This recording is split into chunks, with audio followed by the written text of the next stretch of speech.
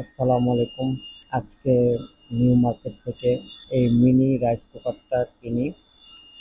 Rice কুকারটি কেমন হলো, আজকে আমি এটা একটা নুডলস রান্না করে দেখব। রান্না করে তারপরে দেখব কেমন হলো। তো এটার সাথে যা যা পেয়েছি, প্রথমে একটি বক্সের মতো পেয়েছি। বক্সের ভিতরে ছিল হচ্ছে আপনার একটা মিনি রাইস কুকার, তার সাথে একটি বাটি ছিল এবং একটি কাচের ঢাকনা ছিল। আর এটা বিল্ড কোয়ালিটি বলতে গেলে খুবই ভালো ছিল। সাথে একটি মাপার বক্স ছিল এবং একটি চামচ ছিল, একটা গ্লাসের মতো ছিল। তো এখানে যে বাটিটা দেখতে পাচ্ছেন, সেই বাটিটাও খুব ভালো ফিনিশিংয়ের, সিলিকনের করে। এবং সাথে যে ঢাকনাটাও খুবই ভালো। এর সাথে একটা তার ছিল।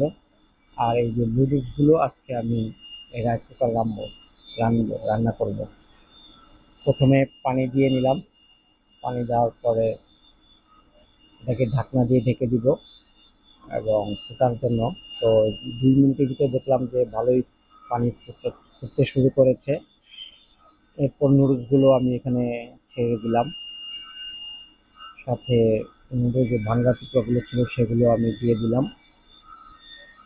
তারপর আমি এটাকে নেড়ে ছেড়ে একটু ভেঙে নিয়ে ঢাকনা দিয়ে দিলাম। তারপরে কিছুক্ষণ পরে দেখলাম যে রান্না হওয়ার পরে এটা ঢেলে রেখে এর সাথে আমি টমেটো, পেঁয়াজ কুচি, আলু, কিছু মাংস দিয়ে আমি ভেজে নিলাম একটা ডিম দিয়ে। তারপরে একসাথে সব মিলে বসিয়ে দিলাম।